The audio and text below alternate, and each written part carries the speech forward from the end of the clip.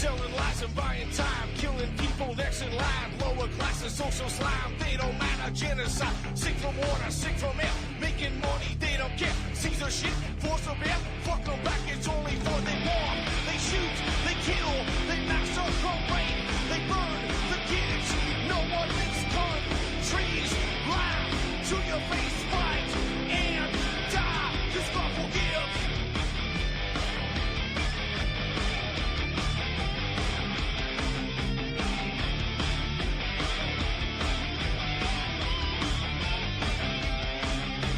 Selling lies and buying time, killing people next in line. Lower classes, social slide, they don't matter. Genocide, sick from water, sick from air. Making money, they don't care. See your shit, force a bear. Fuck them back, that's only fair. They bomb, they shoot, they kill, they massacre, rape. They burn the kids, no one makes fun. Trees, lie to your face, fight and die. Cause God forgives. Yeah. Coming back around again.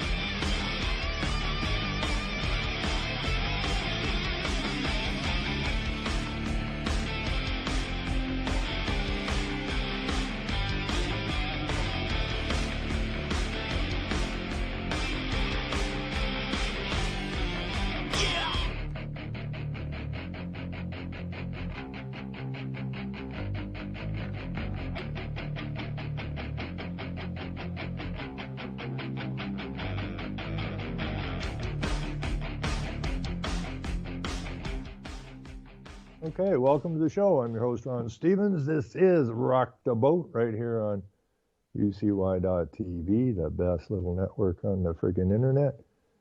And I'm your host for the next 2 hours. Now, I did a show last night over Revolution Radio, which is also piped over to UCY. And sounded about the connection. Talked about a lot of things. We had a couple of good callers. Chris called in and Faye called in from Calgary and made some very good points, both of them. And we really need we're at war, folks, and have been for decades and decades and decades.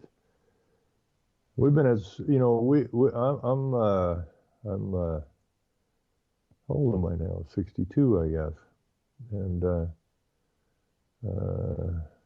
war was going on long before I arrived. And it's still going on. And, like Faye brought up some stuff about Zundel, who was bastardized in Western Canada for his views on the Holocaust and dragged through the courts. I think he spent a fair amount of time in jail, maybe. I don't remember. But Faye, who's probably my age group, has to relearn history. And that's a good thing, because we all got to relearn history, because everything we were told was a lie. Your mom and daddy said they loved you. That would be probably true. But the rest of everything you were taught was a lie. And it's very difficult for people to get over the lie because it's so freaking massive. But we got to do that. We have to get over the lie. And it's not a particular lie. The whole thing's been a lie. And they've held us in a very miserable position all of our lives, to not our benefit, to their benefit. And it really rings of Animal Farm. And we need to change that out. I'm just going to read one more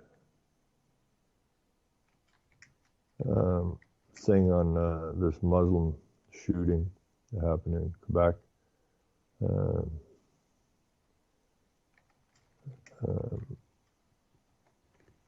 Because, this has been dragging out now for, I don't even remember when the shooting was. It was, the end of January? Somewhere in there.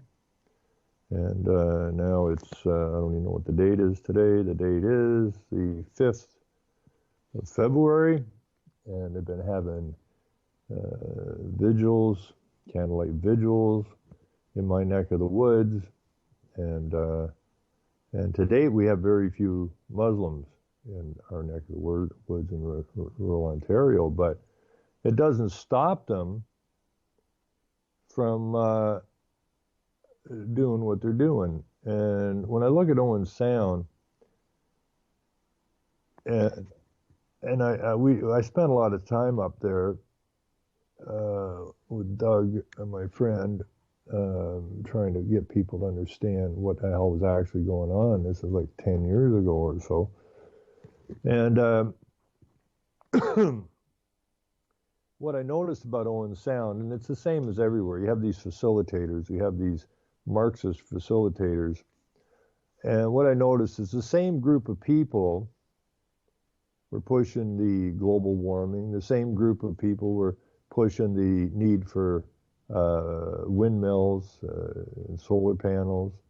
The same people were pushing human rights. The same people were pushing vaccines. The same people were pushing the Occupy. The same people, idle no more.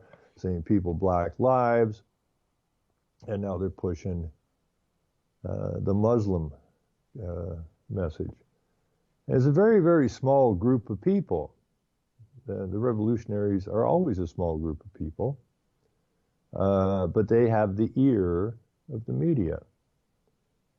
The media knows exactly where, in the LGBTQ, WXYZ group, the media knows exactly where all of this crap's coming from, but they never tell anybody. As far as I'm concerned, every reporter, every journalist, every media outlet ought to be held for contempt, conspiracy, because they're all conspirators. Every one of them ought to be dragged into a courtroom, which is kind of humorous because the courts know exactly what's going on too. And they're the ones that write the legal crap to allow what's going on in this nation to go on. So who's that leave? It mainly leaves the uneducated, the uninformed,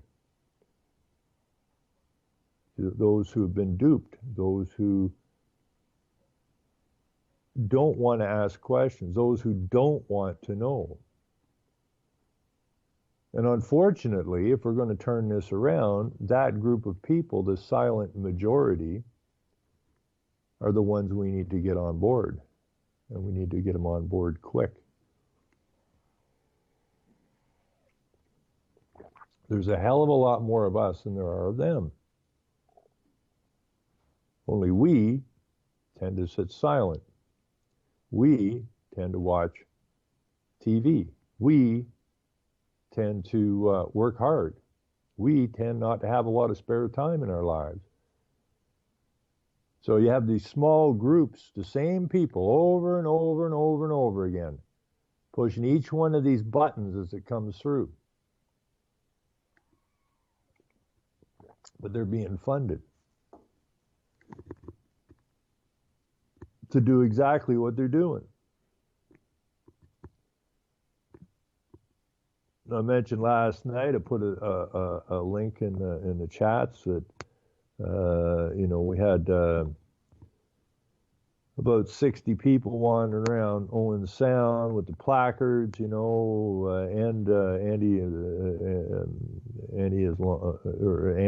Islamophobia, and so on and so forth. This is a small white town who has had all of its manufacturing lifted, moved offshore. A lot of people became dependent upon the so-called government. And but it's the same crap. I don't care where you go. You've got the same little clique of Marxists. I'll just call them Marxists. It's easier. I could call them Jews. But I was call them Marxists because it was the Jews that kicked up Marxism. So call them the Jews, call them Marxists, the same thing. And they're in every freaking community. You find them in your town halls. You find them in your business districts. You find them in your churches. It's not all church members. There'll be one or two church members from each church. Be one or two counselors. Well, in this case, most counselors, but they don't even know what they're doing. And your clubs, like your Lions Club and all these kind of outfits, are all involved in this crap. So we are actually allowing this little wee tiny clique to destroy our nation. I don't care what nation you're in, you're being destroyed. The enemy is inside the gates, just like Cicero said. We got to weed them out. You know, when I look back at McCarthyism, he was trying to weed out, he was trying to point out the Marxist faction. And he had a little bit of success, and then they turned on him. The media all turned on him, just like the media's turned on Donald Trump. And basically put the duct tape over his mouth so he couldn't be heard. Now it's to the point where if you're a professor in a school, and a ton of them, Faye brought that up last night, a ton of them got weeded out of the universities if they're anti-Marxist or anti-communist. Got weeded out of the universities because they're all cliques. They're all cults. And you cannot have a dissenting voice. So once they shut down McCarthyism, the media, the entertainment business, had free reign. And that's who they brought in to their fold, those that would easily sell their souls and those that would push the agenda. And like I said last night, the only good thing about the Trump win, as far as I'm concerned, well, a couple of good things. One, maybe it will inspire people to stand up for themselves and their nations. But it's really put the light, just shone the light as bright as you can shine it upon the media, the entertainment businesses, because these people are all protesting now. The universities are protesting. You got Bruce Springsteen says he's embarrassed for America. Well, he's in Australia. We've got all these groups that won't play here or there because they haven't embraced the LGBTQ communities. They've all outed themselves. Nobody is in the entertainment business and is successful if they haven't sold their souls and they're not pushing the agendas. So, my word to everybody is you just boycott. Do not buy media. Do not go and buy a ticket to a movie. Do not go buy a CD from the greatest entertainer out there, because all you're doing is cutting your own throat. You're taking money out of your pocket and you're putting it into the industry's pocket that wants your nation destroyed. So stop doing it. Just freaking stop doing it. And then maybe we'll get somewhere. The denial at this point is still too high. People are waking up, but the denial is still pretty ripe.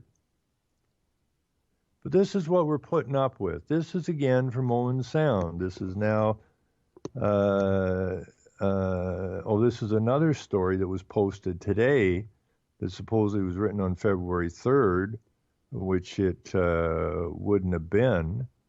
Or maybe it was, but there was a couple other stories that came out. This is so pathetic. You've got your I'm am, or I'm am, whatever. Paula Walla led Friday prayers for members of the Owen Sound Muslim Association. About 60 members of the general Owen Sound community also attended at the invitation of the Muslim Association in the wake of the Quebec City massacre shooting Sunday. Now, I know Scott Dunn, who wrote this. This boy is a complete and total weasel. I know this guy. But then he sold his soul. He's a real weasel, man. He's just a weasel. He certainly ain't a rooster who would be guarding his town or the house. He's one of the weasels that got into the house and is destroying it from the inside. But this story is so weaselly, it is pathetic. And it's not surprising it's got Scott Dunn's name on it. Owen Sound, I'm going to read this, and if this don't piss you off, well, then you're brain dead. It's that simple. This is going on everywhere. Owen Sound community members attended Friday prayers at the city's mosque in a collective expression of support and friendship, which overwhelmed mosque leaders in the wake of the 6 dead, 19 injured, yada, yada, yada. Friday's gathering followed one beside the Owen Sound City Hall Thursday, which attracted hundreds, including members of the Owen Sound Muslim Association, who extended an invitation to the community to attend the Friday prayers. Church and synagogue leaders and others, this is killer, because the other story said that they were inviting people to the mosque and everyone was welcome. Now, this story apparently was written, would have been written about the same time, but didn't hit the news till this morning. So what they were saying in the other story was everyone was welcome to attend the mosque and the prayer on Friday, but everyone had to remove their shoes, and all of the women, in order to attend, had to wear a headscarf. And if they didn't wear a headscarf, they weren't getting in. Now, this adds a little bit to that part of the story. Church and synagogue leaders and others all removed their shoes, and if they were women, donned headscarves, just as Muslim worshippers did. The mosque small parking lot was filled, and more cars filled the snow-clogged curb spots blocked south and north of the mosque on 7th Street East and 9th Avenue. Now, we talk about human rights, we talk about women's rights, and here we have a mosque in the little city of Owen Sound where your right to wear your shoes has been taken from you, and your right to enter this place, unless you're wearing a headscarf, as Muslims do, you are not welcome. Well, I thought this country was about diversity. I don't see any diversity over here at the mosque.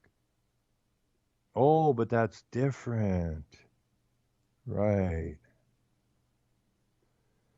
Anyways, Palawala, I am, or I'm ma'am, or whatever the hell they call that, because I'm not interested in the proper pronunciation of it. In English and Arabic, delivered a sermon in English and Arabic to some 30 Muslim men and boys in the private hall, or in the prayer hall, excuse me. And get this, and to some number, we don't know what the number is, of unseen women in the same hall, but behind a screen in the other half of the room, and about 60 visitors. Now, we're all equal according to our government, and we're a diverse nation, and we can't discriminate against anybody, says the so-called government. But here you have a mosque where those who are not Muslim must don headscarves like Muslims in order to attend, and the Muslim women, are not seen but behind a screen, and we don't know how many there were because we can't see them.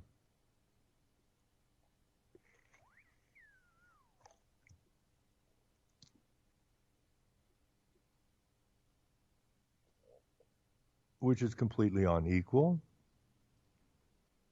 which is against all so-called human rights. But here it is in the paper.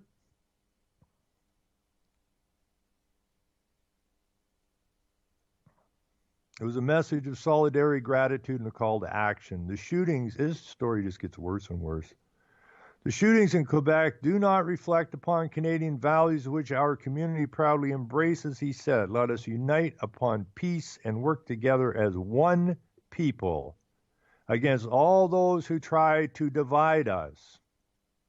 There is no place in this beautiful country, Canada, for people who show racism and hate. But it's okay to put your women behind a screen where nobody can see them, and it's okay to force people to dress like a Muslim in order to enter the mosque. Do these people not even understand what they're reading, what they're seeing? Or do the writers not understand what they're writing? Of course they do, because Dunn's a weasel.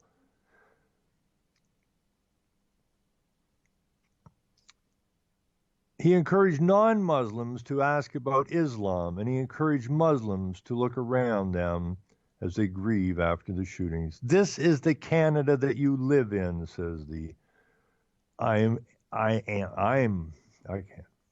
the people around you are your friends, are your neighbors, are your community, said. They grieve with you, he said. He told a woman who hugged and cried over the shootings while his wife was shopping, and for countless expressions of sympathy, including words, cards, and flowers. Palawala read an email sent to the mosque. Doesn't say who sent the email. I'm thinking it was probably either Trudeau or the Premier of Ontario. But anyways, Palawala read an email sent to the mosque, which he found moving. Quote, on behalf of all Canadians, well, it ain't on behalf of me. So whoever said this had better retract it. I want you to know that we stand. This is so bad. I think this came from Premier Wynne. I got a bad feeling, but I'll have to go track this down. I want you to know that we stand behind you. I want you to know that we stand behind you, and if necessary, we will stand in front of you. Palawala called the deadly attacks an attempt of hate turned into love, an attempt of disunity turned into unity. Palawala also called for an end to Islamophobia. How many more sisters' hijabs will be torn off? How many more Muslims will apply for jobs and be rejected for their Muslim-sounding names? How many more children will be bullied because they are Muslim? How many more innocent Muslims will be called terrorists? He said one reason Islamophobia remains is people have chosen to remain quiet and not respond to Islamophobia. Palawala said one thing to do in the Muslim tradition is try to change injustice by your own hand, and if you can't change it, then speak out or call 911, call the police, do something, he said. We need to make Islamophobia history. Islamophobia needs to be made unacceptable in our country. As a Muslim from a mosque calling this his country. Now, we know from history that when the Muslims move into a country, if they are not booted out of the country, they take the country over. So it is not their country. It is not a Muslim country at the minute. But they're working on it. While we trust, this is another, while we trust in Allah, we know all things are in the hands Oh, and while we trust in Allah and know all things are in the hands of Allah, the Almighty, we are still required as Muslims to tie our camel, then trust Allah. As the Prophet Muhammad, peace be upon you. Likewise, we lock our houses and otherwise be vigilant. Afterwards, representatives of local faith groups were invited to say a few words, and they echoed Paula Walley's thoughts. Reverend Graham Bland of St. George Anglican Church in Owen Sound thanked the mosque for inviting the community because we are with you. I love the idea that we stand behind one another and before one another as well. He spoke of a strong and enduring relationship within one human family. Mark Landy, president of Beth Ezekiel Synagogue in Owen Sound, told the mosque worshippers that the Jewish community is with them. We share all of the same hopes, the same fears, same anxieties that you do as a small community. Well, that's a very, very honest statement, I suppose, because we share all of the same hopes. You do. You want world domination. The same fears, same anxieties. But when you look up, go look it up. When you look up Semitic or Semite, or I think it's Semitic, it is the Muslims. The Muslims and Jews are Semitic. So that's what this big kick about Islamophobia is all about. Because all it reflects is that you're anti-Semitic. And you can't be that. Owen Sound resident Ken Jones observed that most people in Canada, and particularly in the United States, are immigrants. Each has his own hardships and struggles because of where they came from and their religion. But Owen Sound has shown their true feelings today to support people here. The Reverend Roy Nickel McDonald from Georgian Shores United Church expressed the community support poignantly.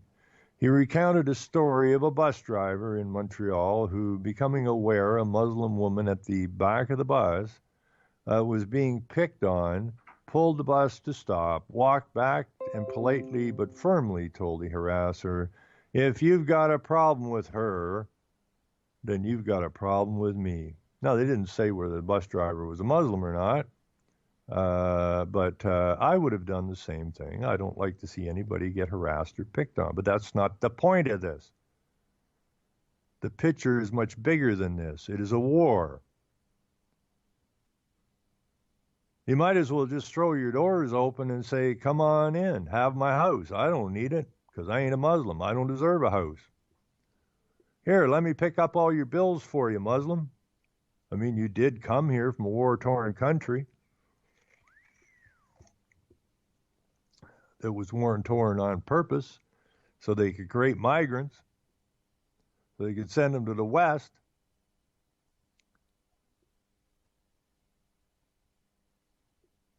We would like you to know, as various communities have already expressed, we've got your back."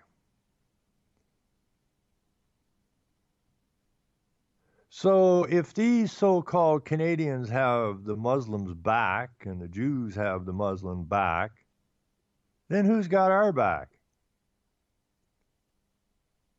It seems to me that if you're not on the side of the Jews and the Muslims and the so-called, which are not Christian churches, then they're all supposed to call the police on you.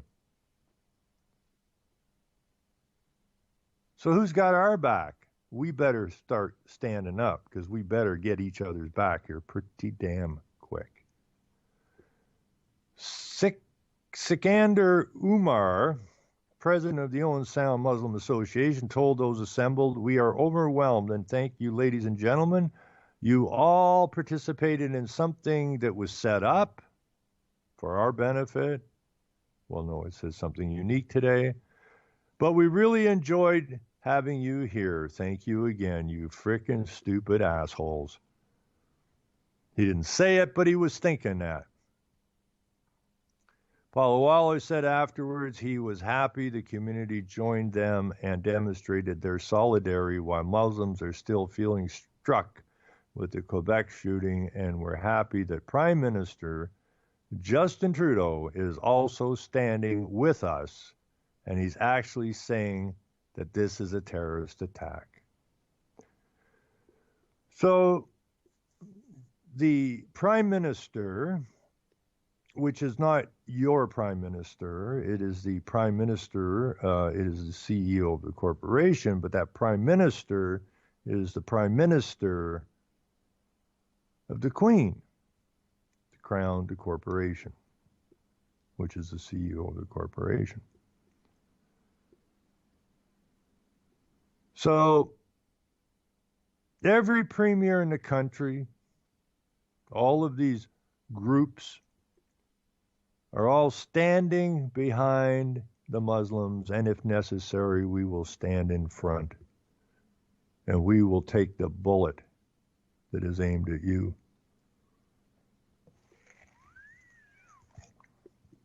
Insanity has entered our nations. No ifs, ands, or buts about it. Just pisses me off so freaking much to see these mentally deranged, and they are mentally deranged. These are really sick, messed up goofballs who have, I think there's a third full page shot in the Owen Sound newspaper in the last few days. Can't punch this out enough. Now here's a refugees resource. Mokles Hassan knows how overwhelming it can be to resettle in Grey Bruce as a refugee. Well, let's see what his problem is.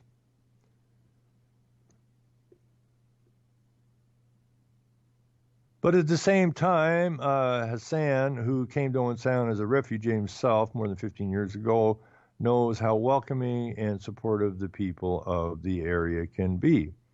It is amazing how supportive the community has been, says Hassan, who has been working as a newcomer, employed support coordinator with the United Way of Bruce Grey. Well, the United Way is part of the United Nations group.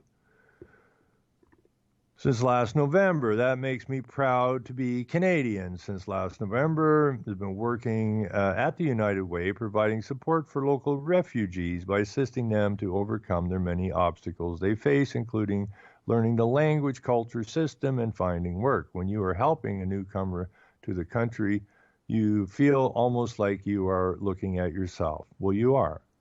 Whose position is for 6 months funded by the Ontario Ministry of Agriculture, Food and Rural Affairs, which is under the auspice of the FAO, which is the Food and Agriculture Organization of the United Nations. Bruce Power, which used to be owned and operated by the people of Ontario, which has now been sold off to offshore entities, and the United Way of Bruce Grey.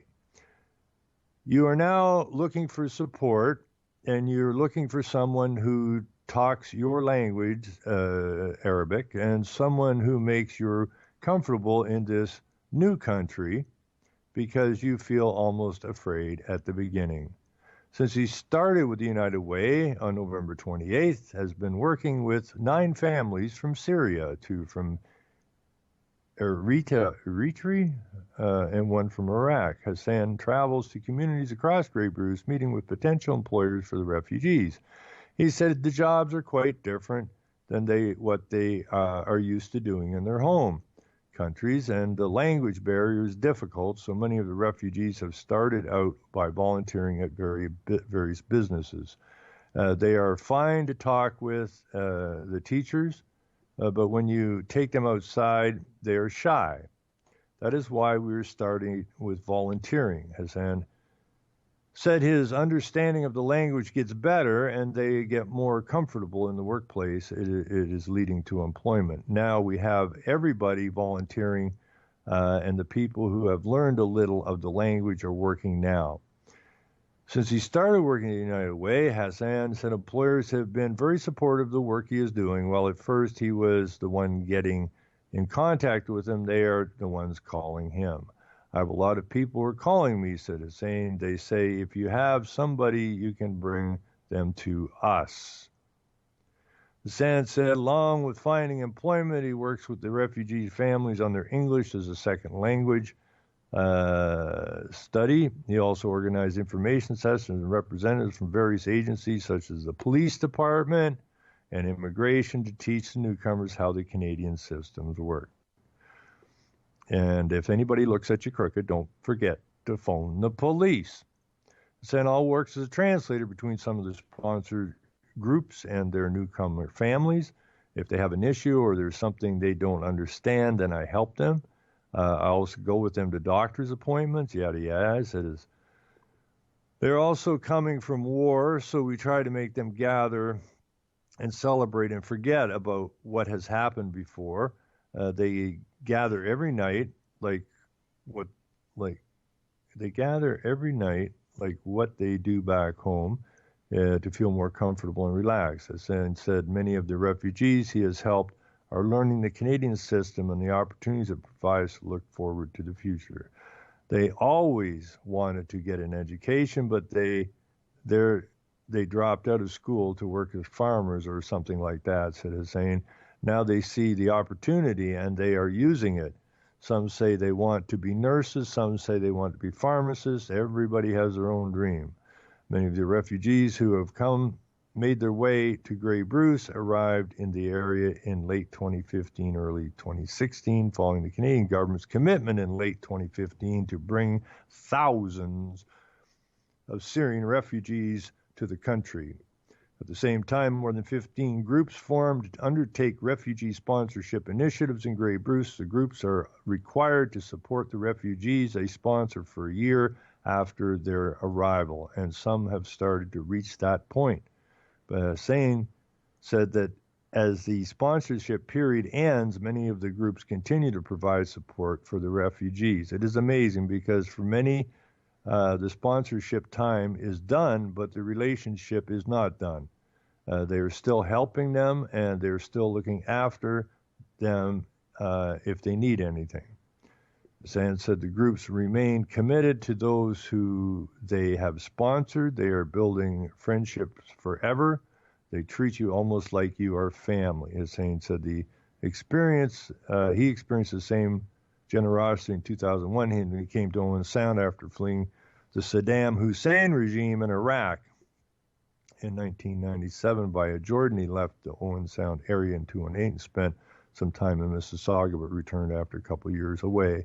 I missed Owen Sound because of the family, friendly people who help each other and support each other, said Hussein. I decided to come back. So the papers are just being loaded out with the propaganda, just like they did with global warming, just like they did for the need for windmills and solar panels. Absolute. It's just what's the word I'm looking for? Well, they're just burying us in this nonsense. Everything Muslims do is good. Everything you other people do is not so good. And you cannot put your women behind a screen to be on scene, but they can. You can't force somebody to put something on their head, but they can. This is beyond ludicrous. But that's the way it is. That is how the news moves. That is how we get suckered. We get beat down into accepting things that are not acceptable for us.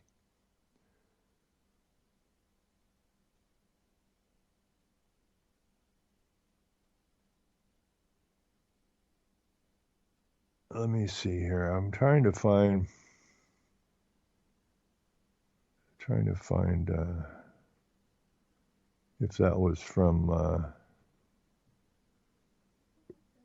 Kathleen Wynne, that email that the Muslims received in Owen Sound. But I don't see it here. But you know, like I said last night, you know, I was at the Jmali site, which is where the Aga Khan hangs out, or that's one of his sites. And he gets, I think it's $8.6 billion a year, some ridiculous number from different governments and that. I didn't see any mention of the shooting in Quebec. I was at another Muslim site in Canada, and I didn't see any mention on that site of the shooting. It's like it didn't happen when I go to these Muslim sites, or at least those two sites. Absolutely no reference whatsoever to this so-called massacre.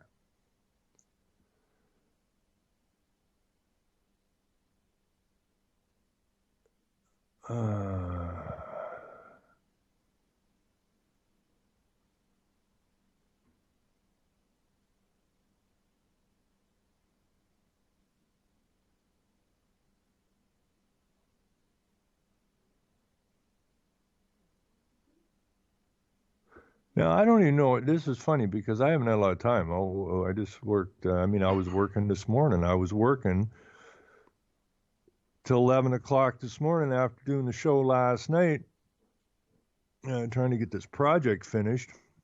So we worked till 11, and I had to make my way back here, grab a bite to eat, and get on the air. But I keep seeing references. I don't even know what I think about it. I don't even know where this shooting took place. Did it take place in Montreal or Quebec City? Because I keep seeing different places.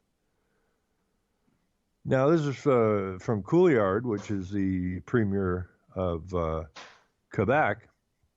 It says the Quebec mosque shooting victims were like me, like us.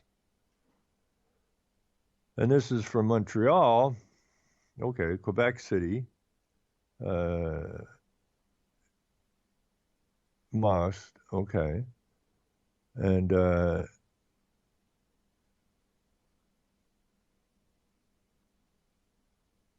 I'm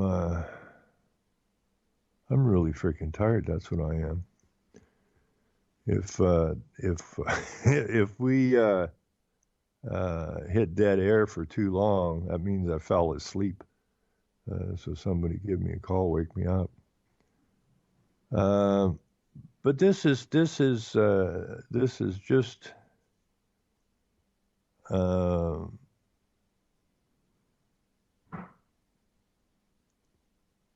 related stories. Mosque attack, a despicable act of terror. 11 charges laid in attack on mosque. A look at Quebec mosque attack victims. He really liked guns, the neighbor is talking about the suspect. Montreal mosque vandalized. I calls mosque shooting suspect also a victim. Freaking nuts, man. Absolutely nuts. But this is how it works. It's exactly how it works. And, everybody's calling out Trump. Well, not everybody, but an awful, what is this?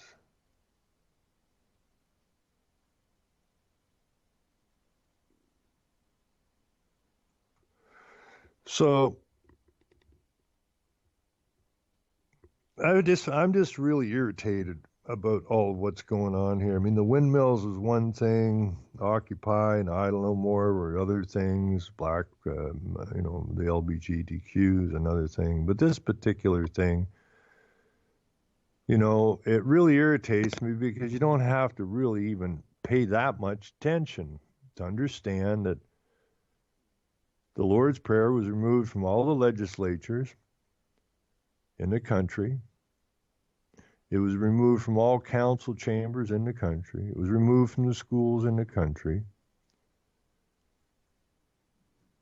which created a vacuum or a void which needs to be filled.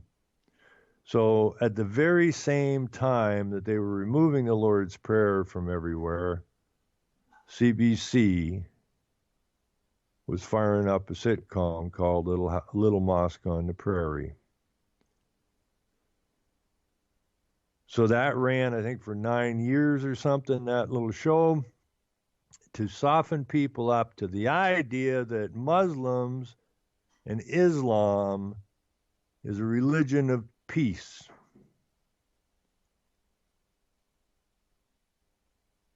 Then they opened the doors to the migrants as they signed on as agreement with the United Nations. And in comes the flood. And now everybody is on the side of the Muslims. Of course, it's not true, because the vast majority of people do not want Sharia law. The vast majority of the people do not want these mosques popping up all over the place. The vast majority of the people do not want these people wandering around in these black hooded outfits. But if you listen to the media, everyone is welcoming them with open arms. Maybe I am the only one who's not happy about this. But I kind of doubt it. Well, yeah, but the news says everybody's on side. Uh-huh. Why don't I believe that? Why don't I believe that?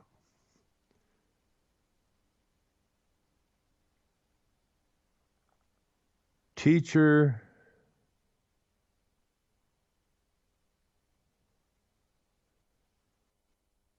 This teacher had his students send letters to a Toronto mosque, and reading them will give you hope.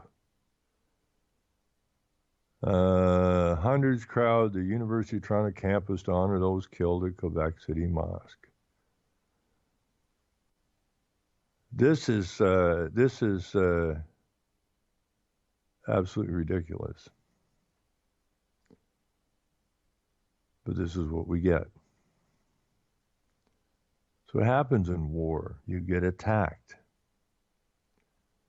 Thousands gather across the country to protest against Islamophobia.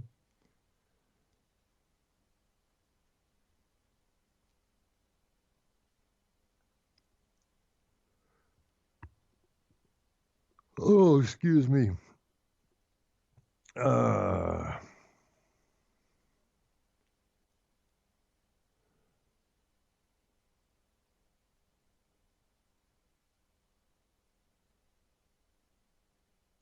Oh, I can't take. No, I didn't fall asleep. I was just reading something here. See what I'm going to look at.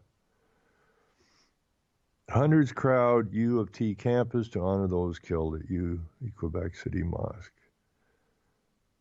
Avec Quebec, with Quebec.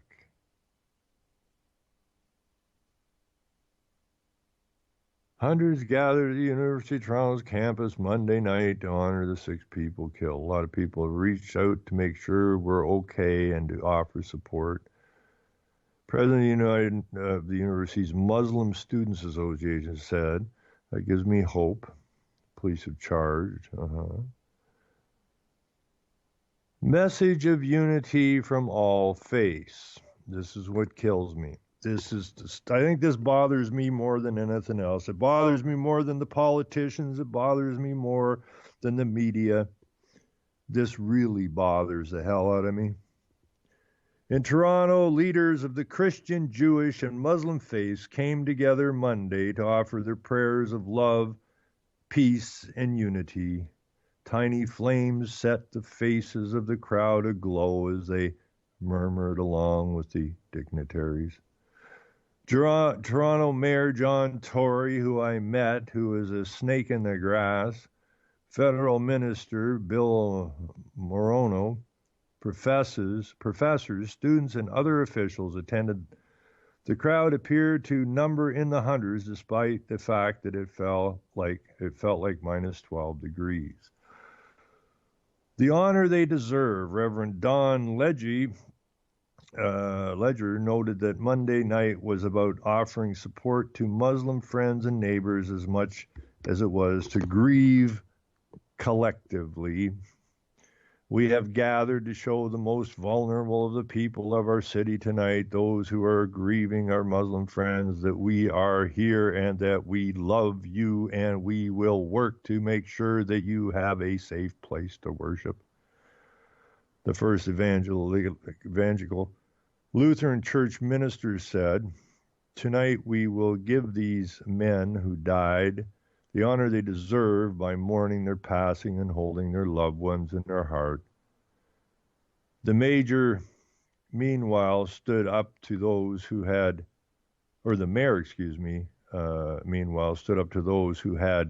gathered to convey that message that you are loved to Muslims living in Toronto and Canada.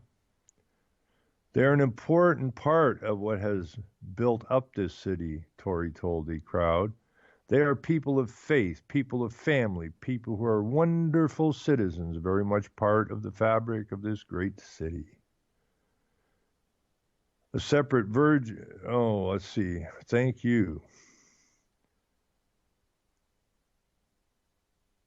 I got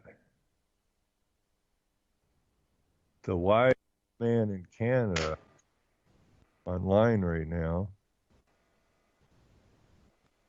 And he's my favorite Muslim lover. And I think he's switching over to be a Muslim because he too likes his women behind a screen where he can't see. Have I got you, Chris? Well, the woman I've been looking at lately, I'd have to agree with you. Put him behind a screen, eh? Yeah. Put him behind a screen. I wonder what it's going to be like in the middle of summer. Pretty hot. Well, you would think. In the sense of like literally hot, but not physically. Well, you have to put some hot sauce on him or something. You know, I think in a show about a year ago, I was mentioning I had an employee who was Ukrainian. Mm-hmm. I didn't know he was Ukrainian. I met him in jail, one of my frequent visits there. And I ended up hiring him, like, just to do cement work for us. That's what he did. Very good. Very, very good. One of the best. He, there was a Ukrainian uprising, and he ended up just literally disappearing. He left his cell phone in the company truck and disappeared. And I had many other friends that knew him that had no idea where he went. You know where I think he went? Where? To Ukraine, to fight for his country. Well, that's quite possible. Now, the point I'm getting at is he was a young, a very, very powerful, strong man. A lot of them Ukrainians are. Yeah, very, very, very kind, very respectful, hard worker. Mm-hmm. You name it. He was one of my best employees. But he had a purpose, and it was to defend his homeland. And rather than cower in Canada, he came here for a better life. But when he seen things were getting real bad in his country, he split, went back, and said, "Screw it, I'm fighting." I know he did. Nobody knows for sure, but I know. I mean, why else would this all happen?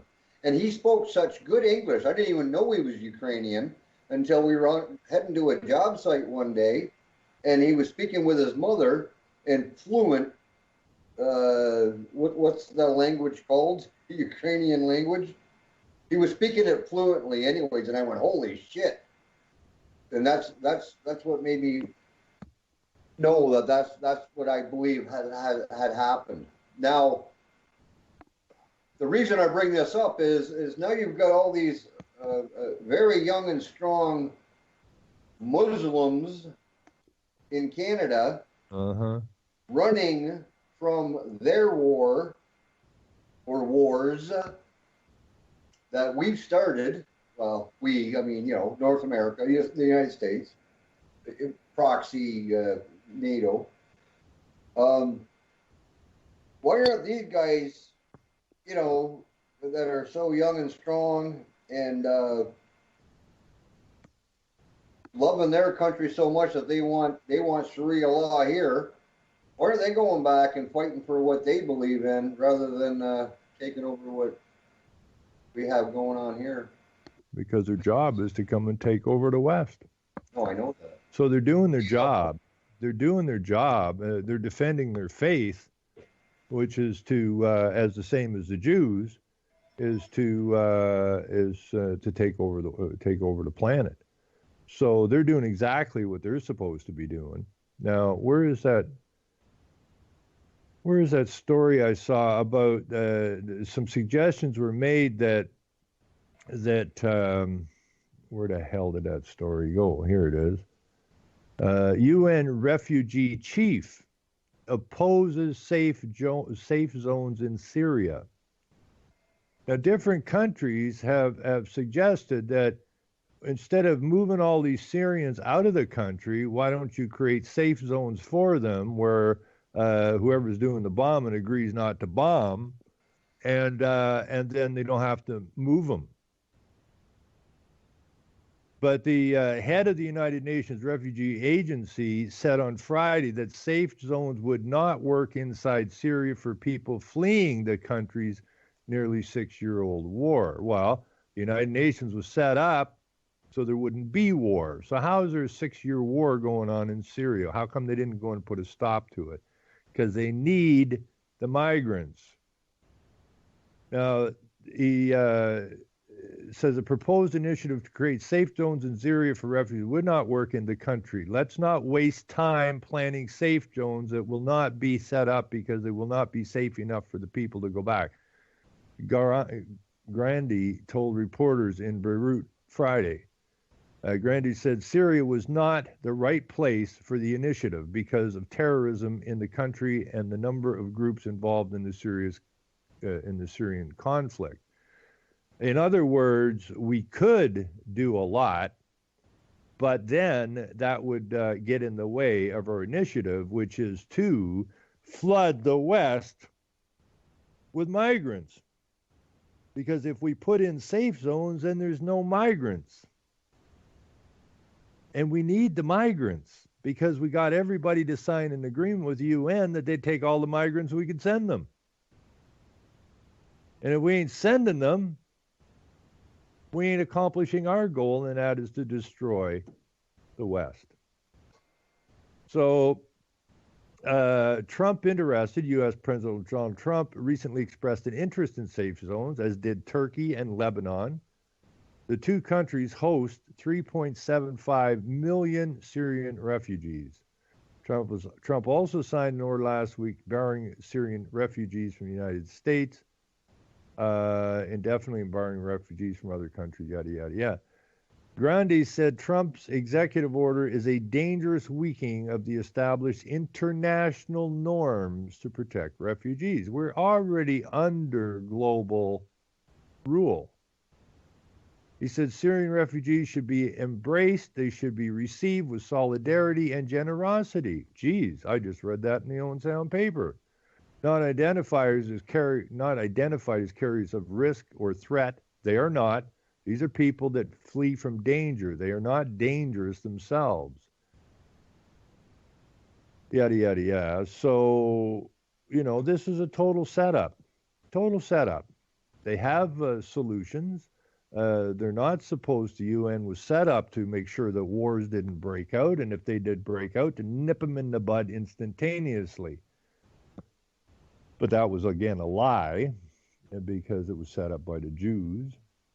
and the Aga Khan could be added into this group, and it's to take down the West. And our country and everybody else's country is a member state, and so the Queen's in on it. Prince Philip's in on it for sure, as is Prince Charlie and the rest of them clowns. So, we gonna have to stand and shove them back. And again, I don't have, as like Faye said last night, she said she's not racist, nor am I racist. I don't give a sweet bejesus what color your skin is. I don't care where you came from. But you see, when they say we're all immigrants, when the people moved here, they moved to get away from tyranny. But what they did do was they assimilated. They worked together. The Muslims don't work together, obviously, because the women that attended the mosque in Owen Sound or any other mosque are not allowed to enter if they don't wear headscarves. So they do not assimilate. And they don't give a damn about learning the language. And that is the problem. That is the big problem. The Ukrainian guy that came here learned English. He said he spoke very good English. The Muslims, they don't care. They're here to take down your country. I mean, how in the hell did the Philippines turn into a Muslim country? How the hell that happened? Now, was that George Soros' game again? Because George Soros destroyed the Philippines economy. Now, are those two connected? I don't know. But we're definitely at war. And the Ukrainian guy went home. I'm trying to figure out when I lived out in Alberta. Understand the perspective of what he did. I mean, he came to Canada. He integrated well. He was a Canadian. He spoke beautifully. Well, he spoke English so well, I did not know that he had immigrated. And he did everything we did. He went to jail with me, like we all do. Well, that's a good Canadian spirit, right? And yeah, I mean, he dressed like we do. He dated women like we do. But when you realize that where he came from, they were in trouble, rather than sitting here, he went back, said, oh crap, we got problems in my homeland, where I came from, I'm going back. Rather than grabbing his family members and saying, get over to Canada, and we'll make everybody Ukrainian over here. Does that make sense? That's what the guy, rather than put it on us, he went back and dealt with it like a man. Well, that's what we got a real shortage of here. Well, we don't got many here. No, we don't. We have no, we don't. We have probably the weakest. I kind of wish that we could have more. Maybe we should become Ukrainian. Like, at least he's got balls, or they got balls. Our men, I don't know. Too much. I'm trying to remember what the nickname for Ukrainians is. Not bohunk. What the hell is it? But I met lots of Ukrainians working up north in Alberta. In fact, I got my nose busted by one. And but then I busted his head wide open too. So we became friends after that, as men would do. And we gained respect for each other that night. And I love the Ukrainian people. Most of them are strong as a bull. And my nose can attest to that.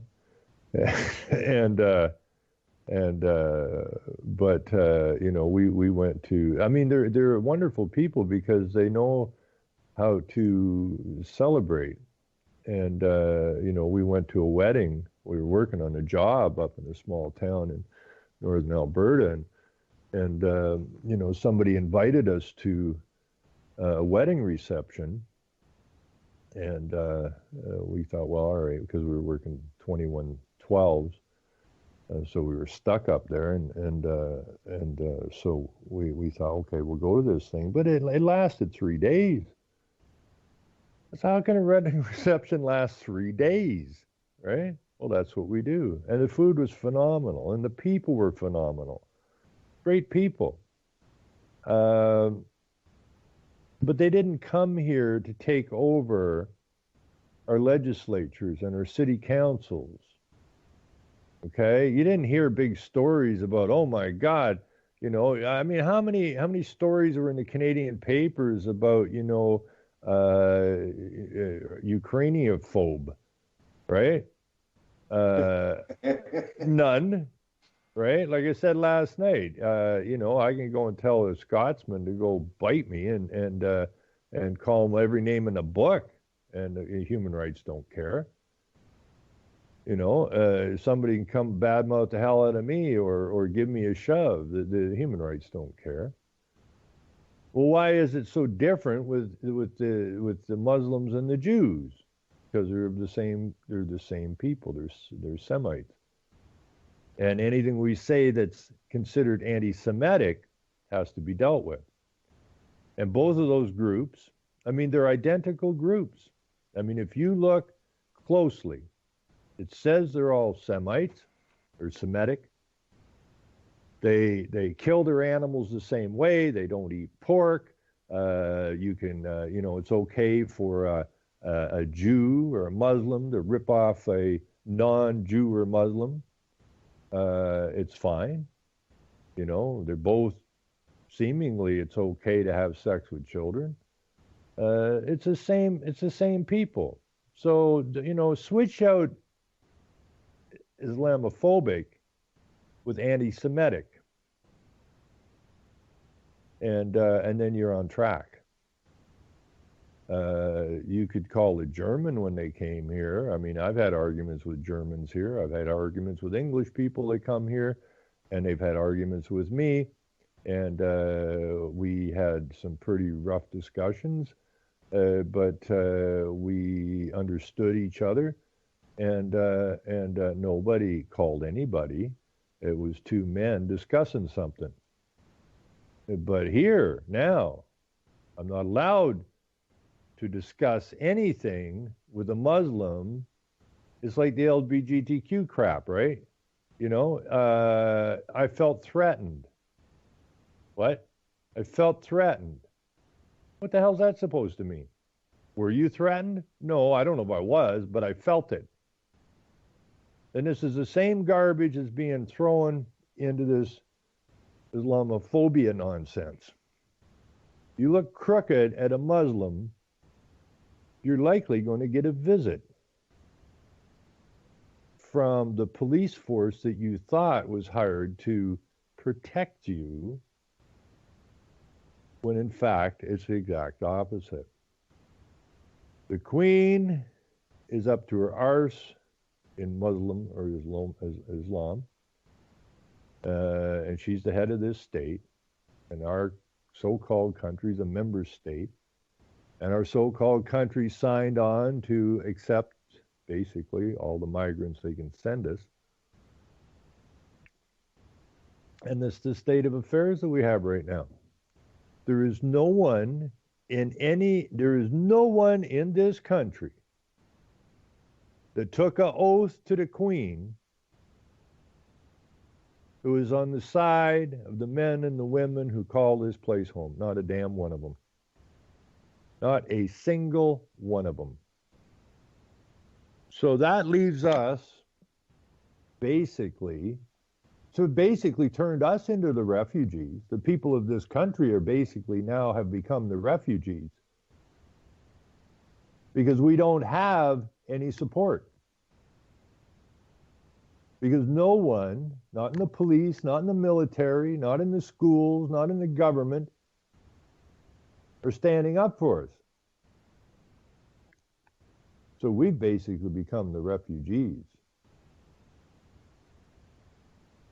But us, this particular group of refugees, we have no one holding out their hand to help. no one there to support. So we are going to have to take it upon ourselves. Well, how do we deal with this? I mean, they are literally pushing laws against Islamophobia. I don't know how that's going to work and why.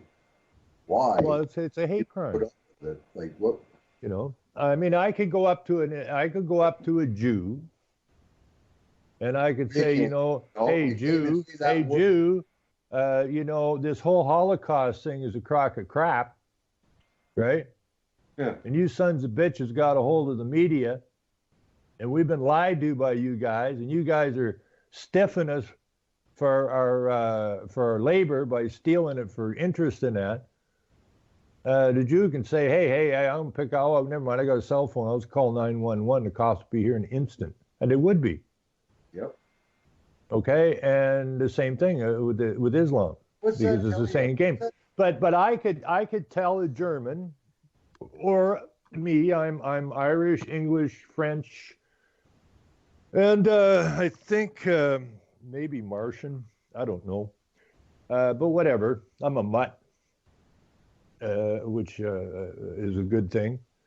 And I mean, you could come up to me and start screaming at me, hey, mutt, right? You know, the Irish suck. They should have killed the rest of you with that potato war, right? It wasn't a famine. That was a war against the Irish people. And I have a tiny, tiny little bit of native in me. Not enough to get a car, not enough to get a smoke shack on my property, but a tiny hint of native in me. And, you know, I can, you can yell at me all you want. I can phone the human rights, and they'll go, well, you don't fit within our framework of hate. Now, if you were a Muslim or a Jew, we could jump all over this guy's giving you a hard time. You know, so it's this hate crime thing is a very, very narrow bandwidth, and it's to shut people up. I mean, it's the same thing as the denying of global warming. Oh, you're a denier. Well, you hate. You're a hateful man. You know, when they took over Germany, I mean, the people that are the most confused on this earth right now, I believe, are the German people. Oh, they're totally confused. Because, well, I mean, they've been whipped with a stick. Yep. Ever since you know, that nasty man Hitler and his Nazi party. Right. They you know, you think about it. Take over the world, you know.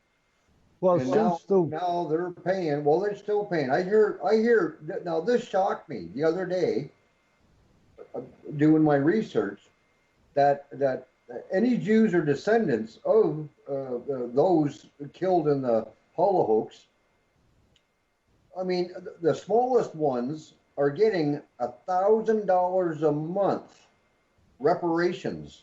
Yeah. Still to this day, from the Germans. Cool, eh? And the Germans, they're almost bending over backwards saying, geez, is that enough? Should we give you a little bit more? What happened to the German people, Chris, is that they've lived for decades and decades and decades having this guilt jammed down their throats to be made subservient. You know, yeah. No, but they got it like 10 times worse than we have it. We got it real bad. You can just imagine. I would love to go inside a public school for a week in Germany and see what the discussions are and what they're taught. Well, it'll be the same as here. No. Yeah. It's worse. Yeah. The all of the schools are pushing the same agendas. You know, the German people got sucked into the windmills and the solar panels. The German people got sucked into sustainability. The German people got sucked into this "we're all one" crap, and got everybody softened up. And then they open the floodgates. And when they open the floodgates, the men and women who live in these countries don't know how to deal with it. Otherwise, they would have stopped them at the frickin' border. But they didn't do it because they've been softened up. And that goes back to that damn Brzezinski. You know, 2.5 generations is what it's going to take to basically soften these people up to the point where they can't resist anymore. Mentally, we've destroyed them. We filled their heads with so much garbage they can't perceive reality anymore. And this is what they've done, and this is why it's so simple to get these little groups of people to walk up and down the street with their signs and that, you know, stop hate, you know, love Islam. I mean, when you got a Christian preacher standing there and telling people that they must embrace, and not only must embrace, that we're not only behind you, we will stand in front of you and take the bullet for you. Whoa. And what do the Jews and Islam hate more than anything else on the planet? Oh, I don't know. Christians. And you got these so-called Christian preachers standing up there saying, we'll stand in front of you and take the bullet for you. I mean, is that insane or what? I'm going to the Ukraine. What was that guy's name? I'm going to call him up. Yeah, well, you can't. He left a cell phone in the work truck. No. Yeah. So it'll ring in the work truck, but it won't get to him. But anyways, you know, I find it, you know, and we all know the story. I mean, the people that listen to your show, and the chatters, but for any new listeners or people trying to get a handle on what's going on, there is the question you have to ask: why, when you're talking about first world, second world, and third world countries, what made us a first world country? That's a good question, eh? What made us, United States, Canada, well, used to be Britain. What made us all a third world or a first world country? Is that a question? Or Well, are you kind going of to give us the answer? No, it was white Anglo-Saxons that came over to get away from some tyranny that they were involved in, and built up the lands to the strength that it is to consider us first world countries. And now all the third world countries are going, holy crap, man, I want to be over there. And guess what happens when everybody's over there? Well, they're told that everything's free here, right? Right? You get free healthcare, free education, free housing. Because of who? What? Because of who? Because of who? Because of the white Anglo-Saxons that built this country to make it strong. Yes, but we don't need you white Anglo-Saxons anymore. That's the whole point. We have no use for you anymore. We've sucked every nickel and dime, and you guys built the nation. We got the resources. We used your labor. We've taxed the shit out of you. We've borrowed all the money we can possibly borrow off of your backs, of which you're, by the way, on the hook for. And therefore, we've burnt that resource out. You're not of any use to us anymore. And that's the truth. That's hard for people to understand, but that is the truth. There's nothing left for them to get from us.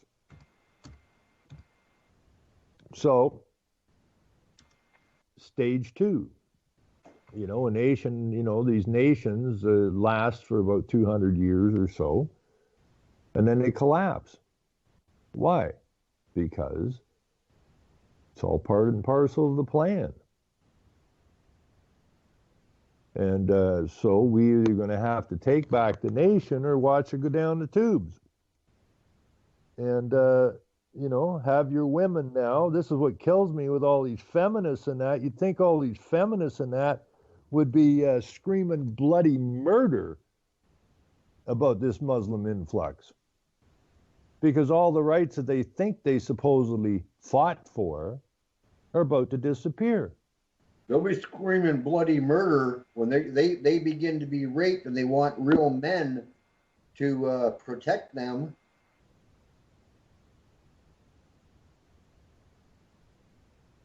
I don't know where the men are. I'd like to find a few of them. Not here in Canada, you won't. You know, there got to be someplace. There's a few, but you know, they're usually thrown in jail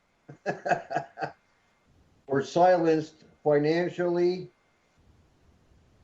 And yeah, there's many means. Well, yeah, I mean, they just center you out, or your voice is not heard, and they just basically put you aside. If you ain't on message, then your message ain't going to get heard. So you've basically been silenced. So there's lots of guys out there bitching and complaining, but we need to come together. Yeah, but they got us so fragmented, Ron. That's I'm sorry to say. Well, no, see, they're making it so hard that well, no, if you can form a true strong group to push back. Well, if we don't, we're going to get pushed over. Fragment it, and they will destroy it before it even gets off the ground. Well, and, no, see, that's that stuff. So no, see, power. this is the stuff that. I mean, you've got your brothers. You've got your own brothers that are putting on a uniform for a paycheck that will kill you if they're told to continue to get their paycheck, and they're the same color as you, were born in the same country as you, and enjoy the same so-called freedoms as you. But to ensure that you keep your freedom, they will kill you to keep your mouth shut so they can continue to get their paycheck and obey their overlords. Go figure, eh? Well, you think we're at war with just the Muslims? We're at war with our own people now. Well, the enemy, like I said, has been inside the gates for a very, very, very long time. And so, you know, we either push it back or we roll over. That's our options. Push it back or roll over. And if everybody's prepared to roll over, well, this is my last show. I got better things to do with my life. But I don't believe that's what's going to happen. I believe that we will win. I've always believed. I wouldn't have never started this if I didn't believe we were going to win. Because we're supposed to win. This is the big test. This is the test of man. This is the test. Can we man up or not? And if we can't man up, well, then we don't deserve anything. We don't even deserve our lives if we can't man up. You know, we're just animals to be shoved around and used and abused to benefit others. Well, here's the kicker, Ron. Like you know, like, I'm not any better than any other man, but I constantly stand up, and I constantly get taken down. And every time I get taken down, I get the people that are starting to listen to what I have to say are going, yeah, but if I listen to what you're talking about, I'm going to end up where you are, and that's not good. Because it ends up being fines, it ends up being unemployable or jail. So maybe I'll just kneel down 5 times a day. You know, but you weren't talking to a man. You know, you got to distinguish a man from a not man, and that wasn't a man. You know, it's a friend of mine called me last night, and he has to go. He lost his iPhone, and he needed some phone numbers, and I was talking to him about his accident, which apparently not supposed to agree you had an accident, because as soon as you say you had an accident, then that's an admission of guilt. But he bumped into a van going down a hill during some iffy weather, and when he applied the brakes, the vehicle wasn't stopping, and he tried and tried and tried pumping it and everything, and it just kept sliding, and he finally locked it up and slid in the back of the van. Didn't do I got any an answer damage to to it. that. He wasn't driving to the conditions of the road. And so they gave him it was 40 minutes. They waited for the cop to show up, who'd been driving 15 hours, and another 40 minutes for the cop to write a ticket, and gave him a ticket for careless driving, and said that he had to give him the ticket, because if he didn't, and he went back to the police station, the sergeant would be angry and would have to come and track you down and give you the ticket tomorrow. Of course, ludicrous, but so I said, well, just phone up the sergeant and tell him what the cop said, and I'm sure the sergeant, who doesn't want to expose what they're really up to, will just chuck it in the garbage can, because I've done it before. And he's, no, I'm going to fight this. So I hadn't talked to him for about a week. And so he's telling me, I was looking through the codes in that about careless driving. And apparently it can be anything. It doesn't nail it down. It's just open-ended. And I said, yeah, because it's a good ticket.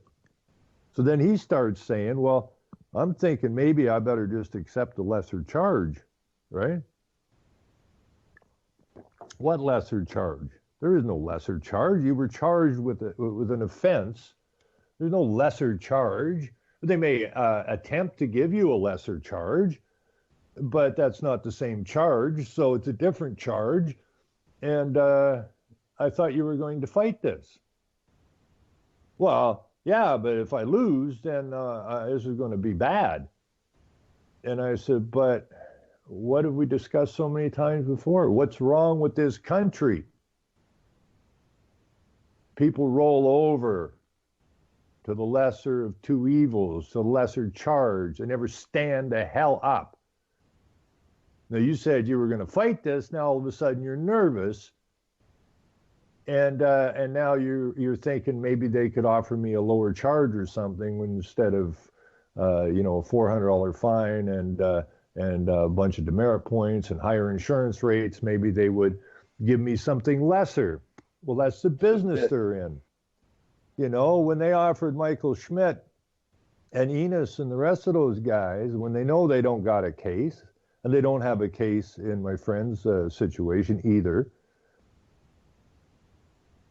But they offered Michael and a few of the other guys a fine of $200 or $300 or whatever the hell it was, if they would just plead guilty to the offense, and then we'll make it a suspended sentence in that, so that it doesn't really show on your record or anything. But we did get a couple $100 and from each of you, and we saved face. And saved a lot of court time, of which we're on the hook for if we don't win this, and we don't have a case to win. So would you guys kindly just accept the lesser charge, pay us a few bucks, and let's call it a day? Now, too many people in this country would consider that a win.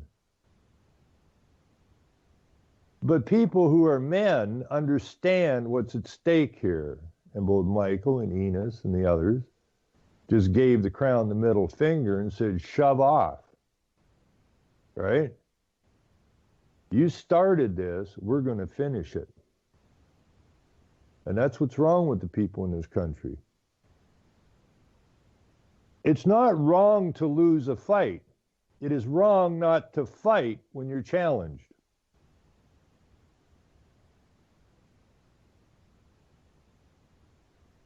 And that's what's wrong with this country. Everybody's too quick to lay down. You know, he was gonna hit me in the head, but instead he just said he'd kick me in the shin, which hurt less than a shot in the head, so I accepted that. Wait a minute, you still got abused. You still got beat up. Well, not as bad as it could have been. Huh? This is not the words of a man.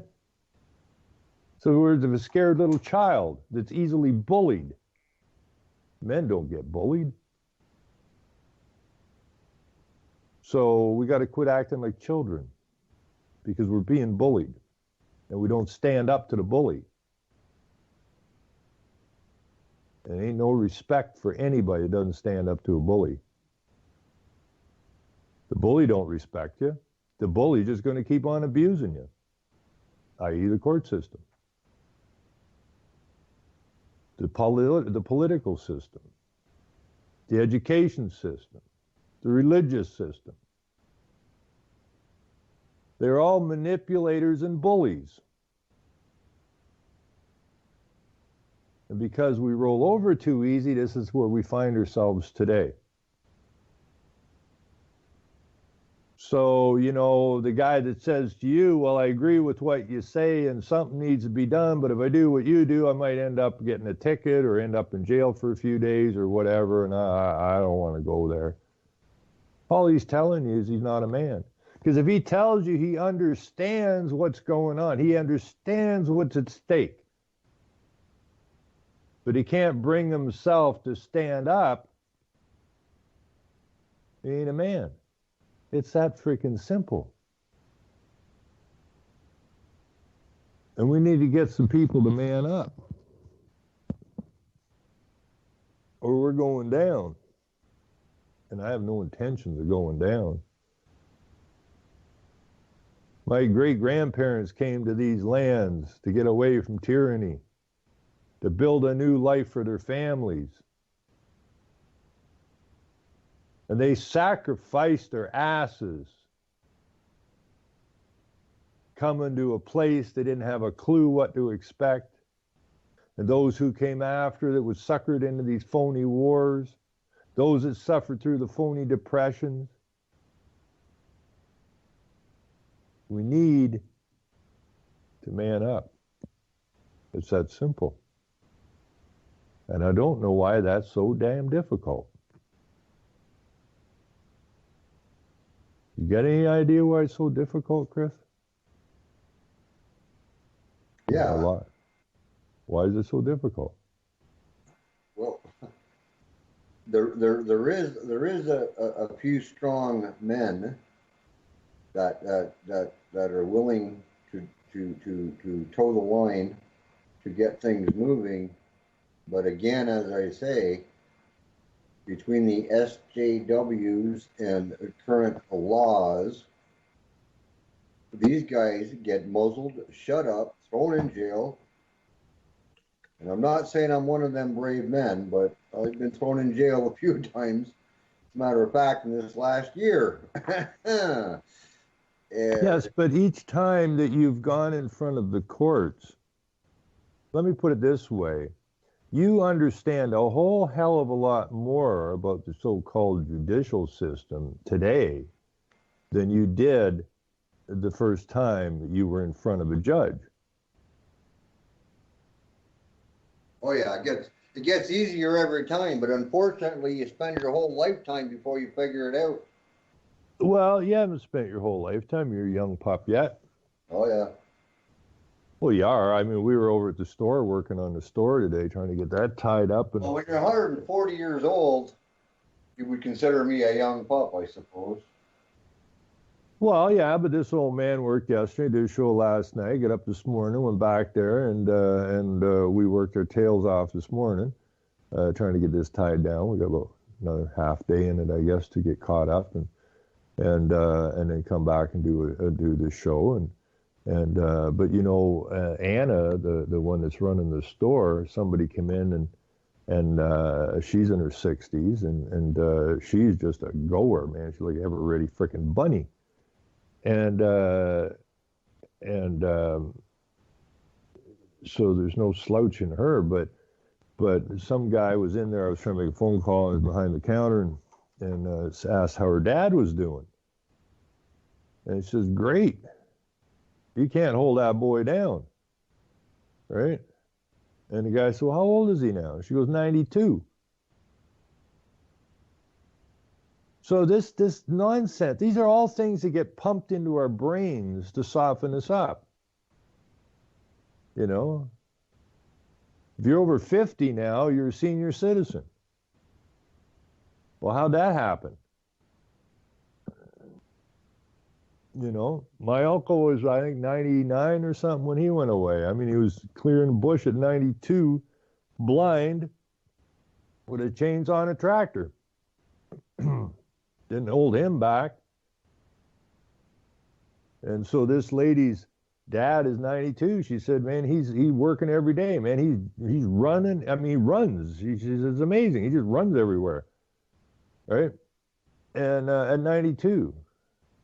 I remember when I was in Victoria, BC, and I was walking down the street, and the guy up on his roof, it says, he shouted down at me, "You know how old I am, boy?" I was in my 20s then. I said, "I don't know. I'm 90. And I said, "That's freaking amazing. You're up patching your roof and you're 90 years old. That's pretty impressive." And he come across the roof and down the ladder, and when he come over and we shook hands and had the most wonderful conversation.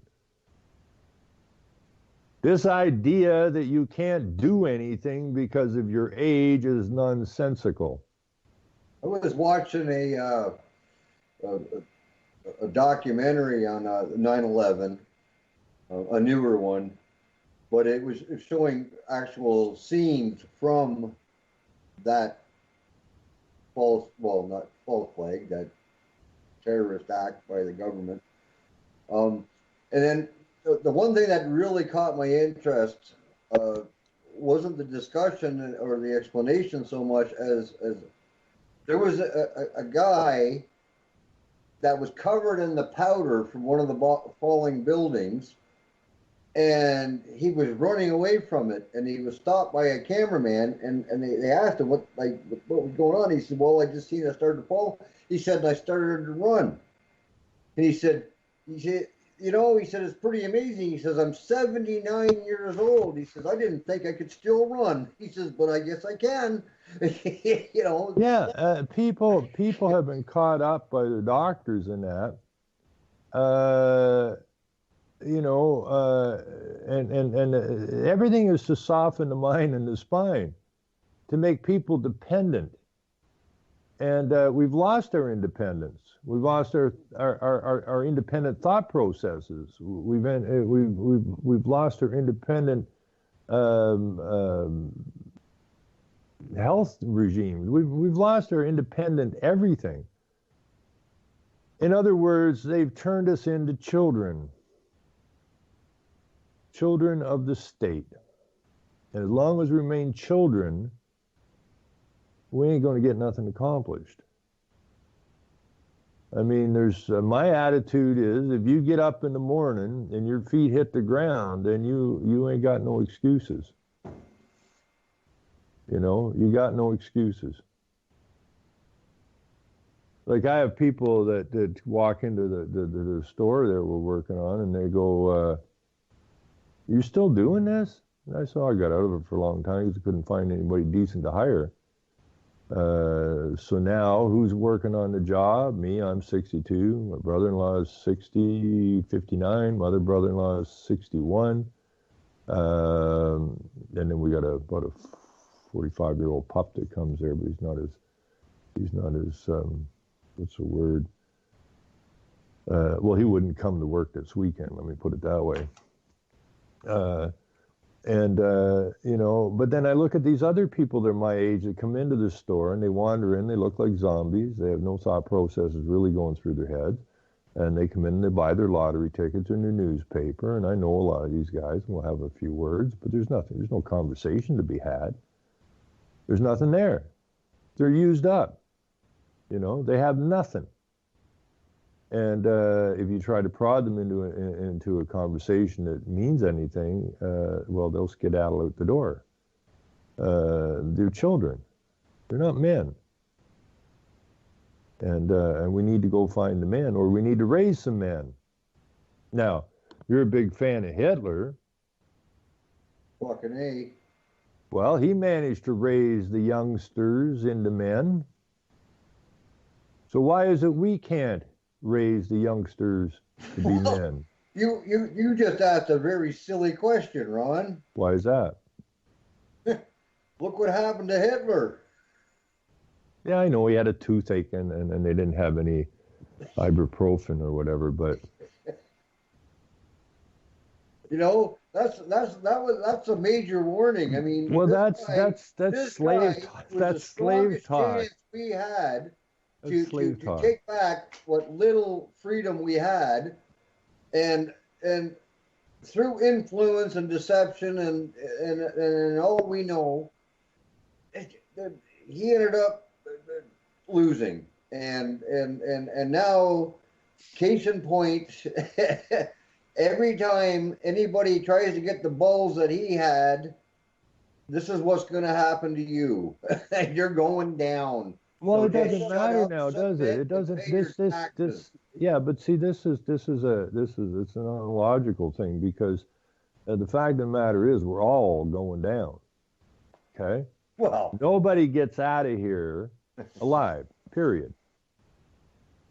But there's people behind you that are depending on you to make sure that they're not, slaves. And you say, well, we try to stand up, they'll just put us down. Well, what you're saying is there's no point in standing up because we're already put down. We already know our places. And therefore, there's no point in standing up. That's why I loved that old movie Spartacus so much when I was just a kid. I don't know how old I was when that came out, 11, 12 years old maybe. I found that absolutely amazing because it was all about the slaves. And one slave trying to explain to the other slaves that you're a slave.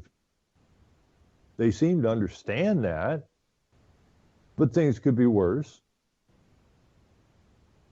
What could be worse than being a slave? Nothing. So they put themselves, their slave army together, and they give her hell. And in the end, they got obliterated. And they got hung on the poles going into Rome or wherever it was.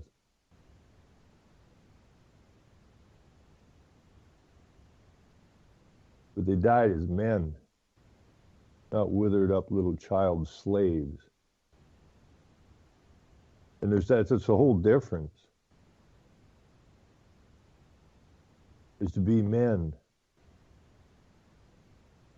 well, We got to raise some men. What? We have got to raise some men. And I think when Faye was on last night, I think Faye's more man than most men. Here's a lady that'll take it to you. She's not saying, oh, they'll do whatever they want. They go after them.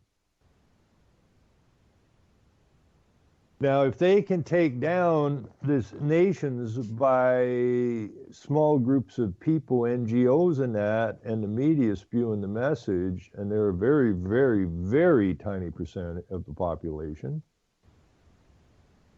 then all we need to do is wise up the greater population, and it's over. It's that quick. We cannot allow this thing to pass, this thing with Trump, this thing with the celebrities outing themselves and the newspapers outing themselves. We can't allow that to go because it'll become forgotten, just like everything else is forgotten. Ron, here's a challenge. Okay? Okay. I've got I'll just use myself as a metaphor, as an example, not saying that this is actually me. But in general, anybody that wants to do what you're suggesting and be the man,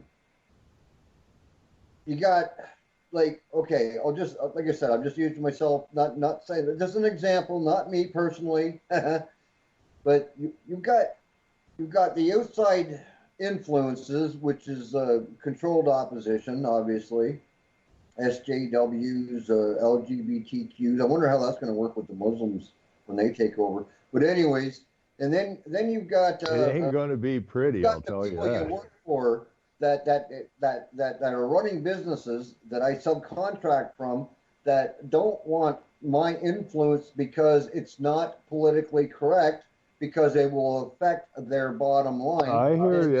And then you got your own family members who have grown up in the system that are saying, why are you fighting this? Just go along to get along, and then you will not go broke. You will be happy. You will. How will can you be happy? How can you be happy with your head stuck up your ass? Okay, but I just. I mean, no, but this I hear that. this all the time as well, Chris. You know, just ignore all of what's going on. Well, you're saying you're an ostrich. You don't you know there's something wrong, but you just soon stick your head up your ass or in the sand and ignore what's going on, and hopefully you'll have a happy little life until you die, and you don't give a shit about anything else except your own pathetic little life, and you're willing to ignore everything else for your little thing. Well, you're not a man. You're a chicken weasel, right? You're just a piece of garbage. You don't care about anybody else. You don't care about who's coming after you. You don't give a damn how badly other people are treated or how much they're harmed. You only want to stay out of the way of it and ignore it, and hopefully nothing bad comes your way, and then you're a happy camper. Okay, That's a mental condition. Let's start from the ground level, and then you go from your family out. Okay, now you get caught doing something that you really wasn't criminal, but they've made criminal through their legalization processes, and then they say, okay, let's work this out. All you got to do is pay a fine and then move on your way. Or if you want to fight it, you know you're going to lose, you're going to go to jail, you're going to really affect your family by doing so. And then you got your family looking at you going, well, why don't you just pay the goddamn fine? I know, I've heard that. Why did you go to jail? Now we're going to lose our house. Well, now, is that which one's the man? The one that accepts the fine or the one that fights it out anyways? Well, there's more than one way to fight. Now my whole family's affected. There's more than one way to fight, right? And one has to take the particular circumstances into play. But the overall deal is that we need to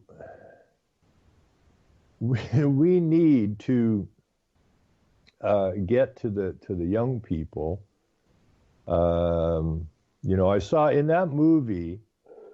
Excuse me. In that movie, no, but just let me finish. Before you move on with this, my point is this is what they have designed for us. It's not right. What I have done is not wrong, but I'm perceived as being wrong because I didn't take the lesser deal. But that just goes to show the height of ignorance that has plagued most of the population.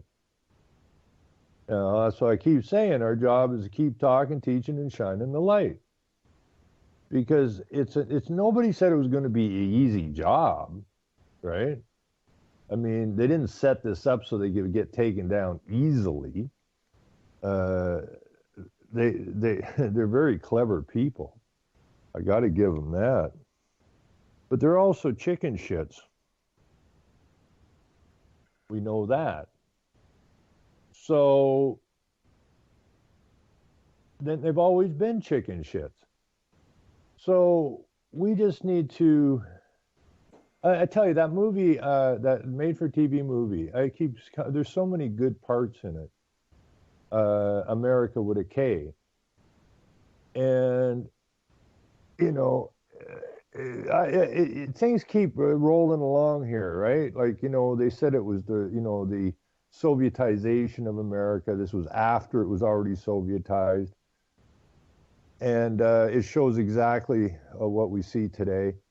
And the old men who had worked the country and or worked the land, the farmers and that, and the veterans who'd went to the war, and now all of a sudden they're listening to some bureaucrat spewing off some nonsense.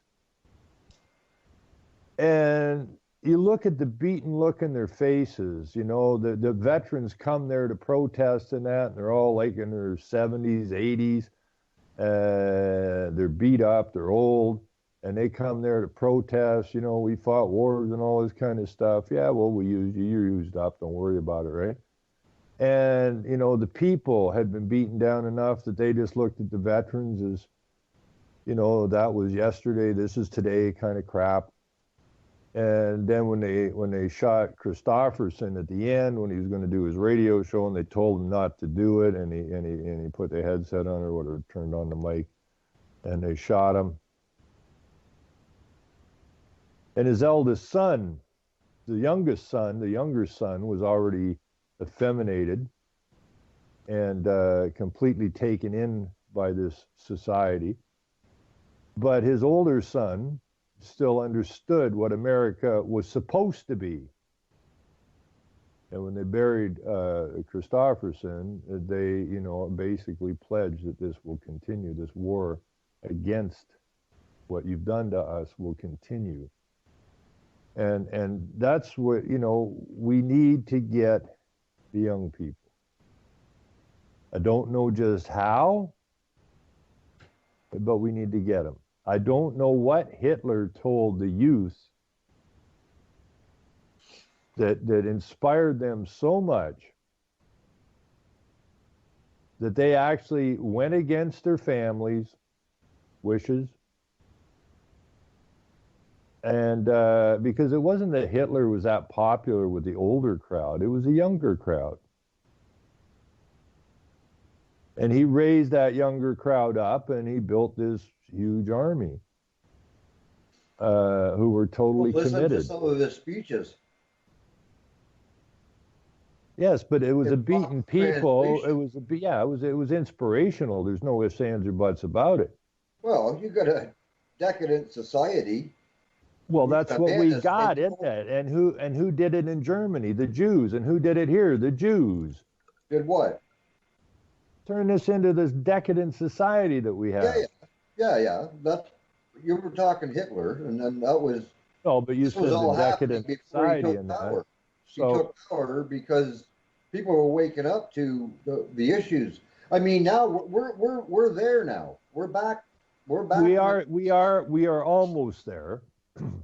Well, we are. I mean, as far as you've got LGBTQ RXTs and then you got Muslims that throw faggots from the top of buildings, and you got the faggots defending the Muslims.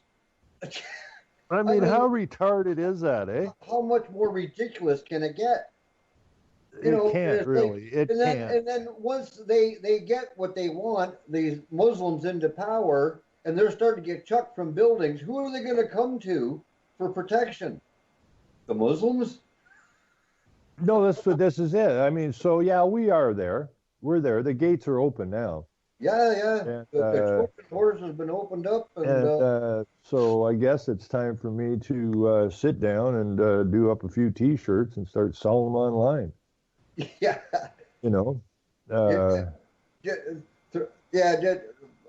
A man in drag being chucked from a building and say, "Ollie, Ollie Akbar." And I mean, if these guys want to have their religion, have their damn religion. I don't care. But this thing I read this morning, when the Muslim women were there, a number, but we don't know what number because we didn't see them, because they stand behind a screen somewhere else in the building. this goes completely against the grain of everything that these so-called women have fought for, that our society is supposed to be equal between men and women, and now you're embracing this group, this religion, this faith, this brotherhood, who their own women are forced to be somewhere else in the building behind a screen and on scene. And yeah, it's bad. So maybe we ought to be talking to the LGBTQs and the feminists and all of them, because maybe they are starting to realize something's up here, because anybody that studies, that has studied the Quran or that, knows that they're absolutely anti-LGBTQ, they're anti-feminist, they're anti-women rights, and I would think that there's got to be some of this group scratching their heads, going, "Wait a minute! If all these Muslims come here and they get into power and they're the ones that are in charge of writing the laws, aren't we screwed? Because they don't like any of us." The Muslims come into this land like nobody in this land except for fellow Muslims. Everybody else, out of here. Surely that will help to wake people up. But if I spew this out on the street, I guess I'd be anti-Islamic. And I'd be spewing hate. Oh. I have to go to the tribunal. I was on mute. I was just rhyming off to you. I just, Ron, can you envision these back in the day, faggots were in the closet. Yeah, I'm not talking about cigarette sticks. I'm talking about guys that like to put things in other people's anuses. Those faggots. Yeah. They used to keep that in the closet. Now they're out in the open. Yeah, because they're defending Muslims. I mean, I'm having a hard time wrapping my head around that, because yeah, but you got to understand this. These guys are going to chuck them from tall buildings once they're in power, but they're so soft and so kind, because they're very feminist. That, I mean, it's like running yourself into a pit of fire, and suggesting that, well, it's the winter time, so that fire is going to keep me warm. Yeah. Is that a good example? Maybe not, but it's. I mean, we're totally immersed in bizarro world now. I mean, yeah. Oh, we're almost out of time. I'm not going to forget this week. At 3:00, our friend Hal, behind the woodshed, will be on, and I'm sure that he will have some very intelligent things to say, as he always does. We always appreciate what he says. I just got through the show today. I thank Chris so much for calling in. I'm telling you, I am absolutely beat tired. So I want to appreciate that. And if I got a half a minute, that logo or the tag on the shirt or whatever my wife showed me last night when we were doing the last night's show, which had Arabic in it, and I said it was a Muslim shirt. She said after the show, she said, no, look at this thing. Now, the two official languages in Canada are English and French, which must be on the labels. These new labels have Chinese, Arabic, and who the hell else, I've got to go look at it, who the hell else knows what else is on it, which just tells you that as far as our so-called government and the internationals are concerned, we are now global citizens. And those are the official languages of the globe. Anyways, Terry, thank you so much, Chris. Thanks to the listeners. Thank you very much to Jules, BCY.TV. Time to get this. And, just keep doing what we do. We built that stand up. Take care, everybody. We are out of here.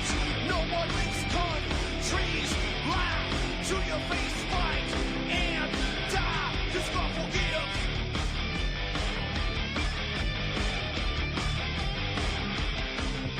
y'all.